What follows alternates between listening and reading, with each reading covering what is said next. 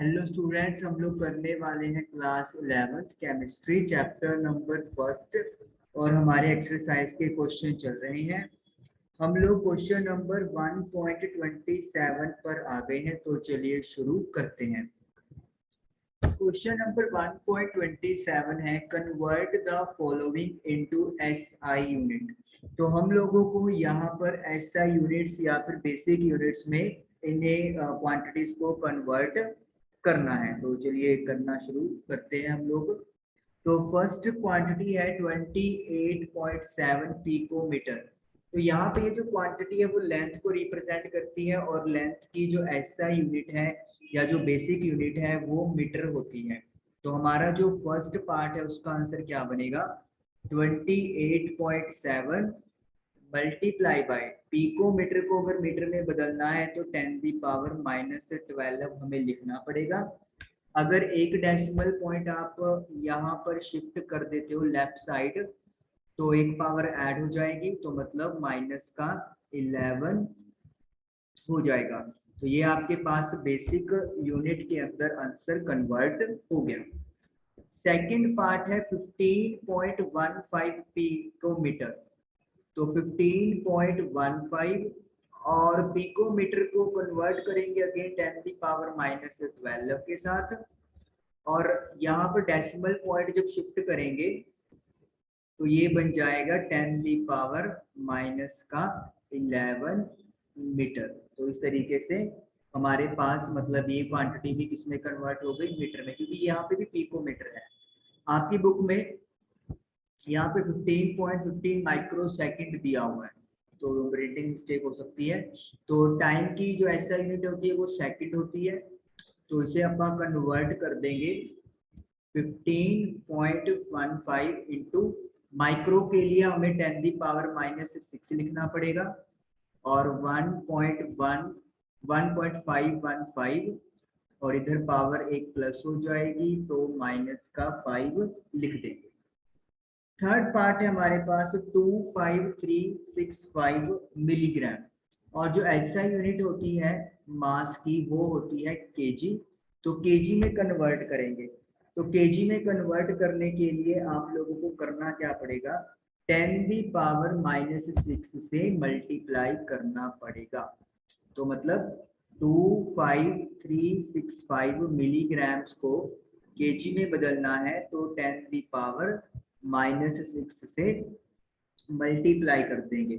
Scientific notation के लिए 1 2 3 4 digit छोड़ के हम लोग डेसिमल पॉइंट लगाएंगे, तो इधर 10⁻4 ऐड हो जाएगा तो ये -2 बन जाएगा। तो ये मेरे पास जो है वो ऐसा यूनिट्स के अकॉर्डिंगली आंसर आ गए। फर्स्ट, सेकंड, टाइम के अकॉर्डिंगली ये वाला और केजी में ये वाला। तो बेहद आसान क्वेश्चन, सिंपली आपको बस नॉलेज होनी चाहिए कि कैसे ऐसा यूनिट्स होती हैं और क्या उनका रिलेशन है मिलीग्राम, पिकोमीटर, वटएवर, मतलब इन सभी के साथ। ओके, इसको आप इरेज करते हैं और अब करते हैं अपन question number 28। Question number 28, which of the following will have the largest number of atoms। आपको चार ऑप्शन दिए हुए हैं, चार में से आपको बताना है कि किसके पास सबसे ज्यादा गिनती में एटम्स हैं, ज्यादा एटम्स हैं, तो वो हमें पता करना है। तो उसके लिए हमारे पास एक रिलेशन है, बहुत ही बढ़िया relation, mass upon molar mass is equal to number of atoms divided by Avogadro number। तो इसका मतलब है कि n की वैल्यू अगर कैलकुलेट करनी है तो मास को मोलर मास से डिवाइड करेंगे और मल्टीप्लाई कर देंगे एवोगैड्रो नंबर के साथ। ये रिलेशन से हम लोग देखेंगे कि किसके पास नंबर ऑफ एटम्स ज्यादा है। तो पहला केस जो है वो है 1 ग्राम ऑफ गोल्ड। तो ਆਪਾਂ इसको N1 लिख लेते हैं कि गोल्ड के अंदर जो नंबर ऑफ एटम्स है वो N1 है। मास, जो आपको गोल्ड का मास है वो 1 ग्राम दिया हुआ है। गोल्ड का जो मोलर मास है या जो एटॉमिक मास है वो 197 है। ये आपको बुक में गिवन किया हुआ है, यहाँ पे रह गया लिखना, लेकिन आपको एग्जाम में देंगे। एवोगैड्रो नंबर आपको पता है फिक्स होता है 6.022 मल्टीप्लाई बाय 10 की पावर 23। तो अब आपका क्या रहेंगे, क्या आपका डिवाइड करेंगे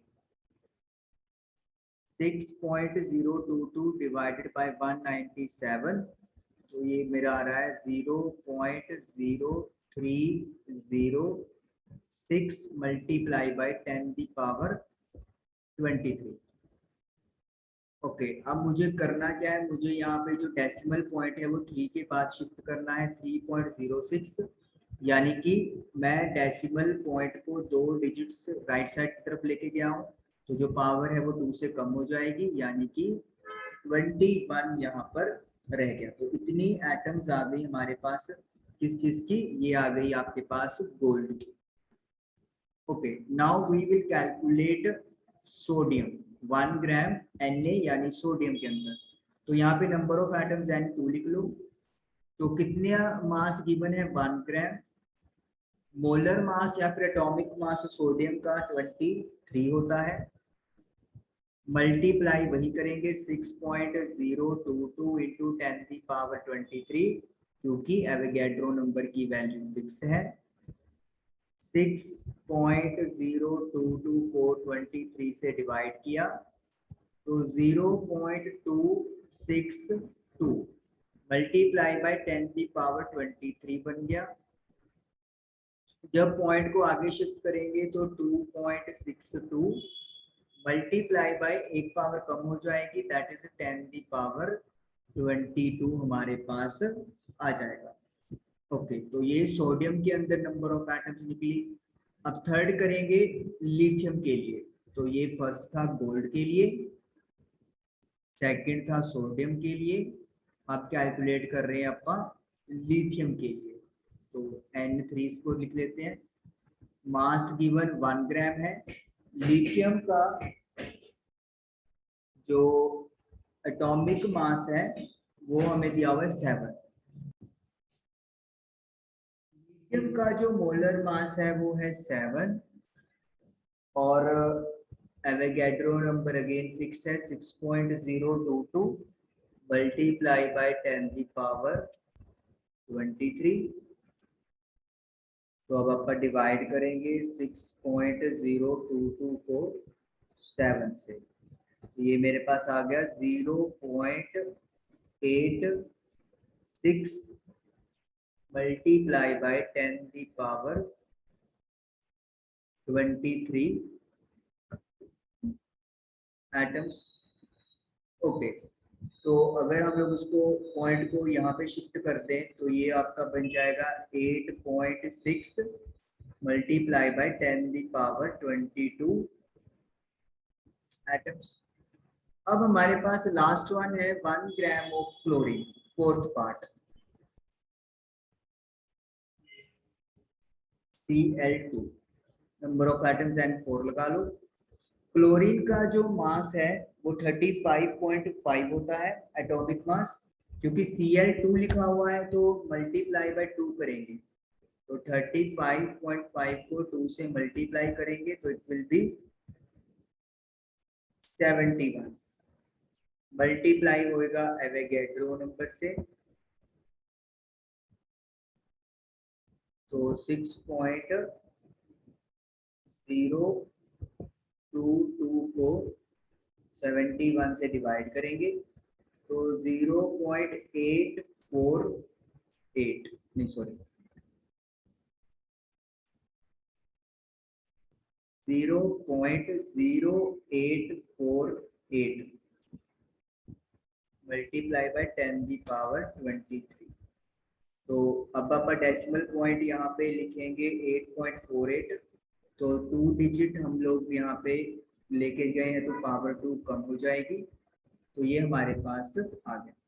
तो अब आप लोग इजीली देख सकते हो कि जो नंबर ऑफ एटम्स है वो हमारे जो इस क्वेश्चन में सबसे ज्यादा किसके पास आई है। तो यहाँ पे जो नंबर है वो सबसे ज्यादा आपके पास आया है लिथियम के लिए। इट मींस जो इन चारों में से लिथियम के पास सबसे ज्यादा क्या होने वाली है, नंबर ऑफ एटम्स होंगी, तो इससे क्या आएगा 1 ग्राम ऑफ लिथियम। ये हमारा आंसर कैलकुलेट हो गया।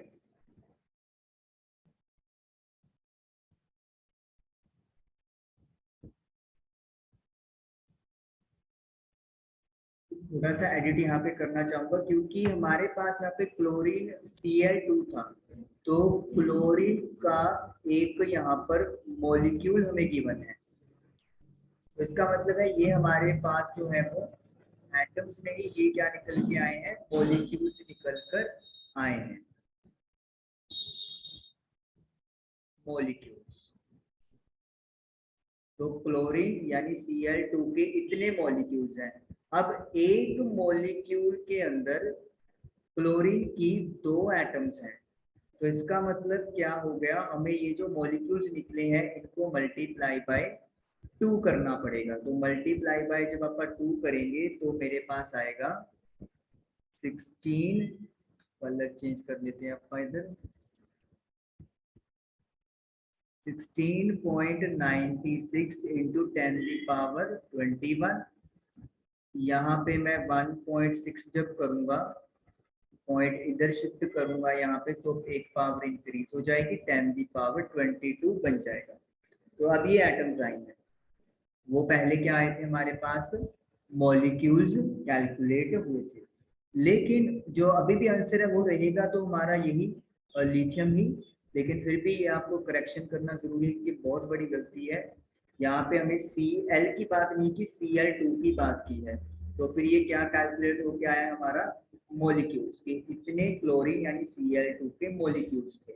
अब एक मॉलिक्यूल में 2 एटम्स होती है, तो इसीलिए मल्टीप्लाई बाय हम लोग 2 करते हैं। Okay, now let us do question number 28। तो 28 हो गया हमारा, अब करते हैं 29।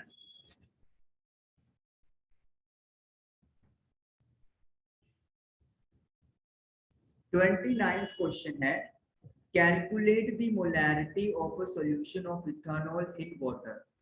इथानॉल की पानी के अंदर ऐसे सॉल्यूशन की मोलैरिटी हमें पता करनी है, in which mole fraction of ethanol is 0.040, और इथानॉल की जो मोल फ्रैक्शन है वो हमें 0.040 गिवन है। अज्यूम करना है कि जो वाटर की डेंसिटी है वो 1 है। ओके, तो सबसे पहले तो मोलैरिटी का जो फॉर्मूला है वो हमें पता होना चाहिए। तो मोलैरिटी का जो फॉर्मूला है वो इस न्यूमेरिकल के लिए क्या बनेगा, molarity is equal two moles of solute.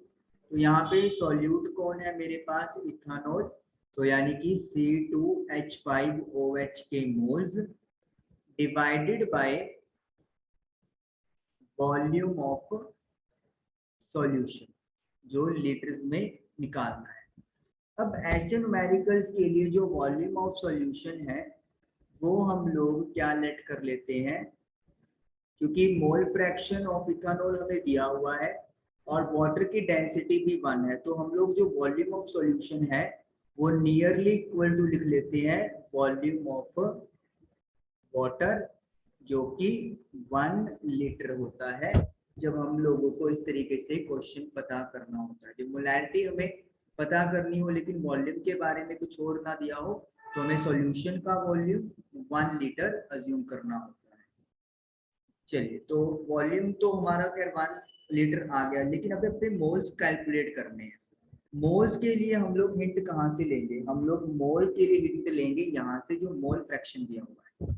Mole fraction का सिंबल सपोज कर लो x, और मोल फ्रैक्शन किसके पता करने हैं, इथानॉल के, जो मतलब गिवन ही है हमें।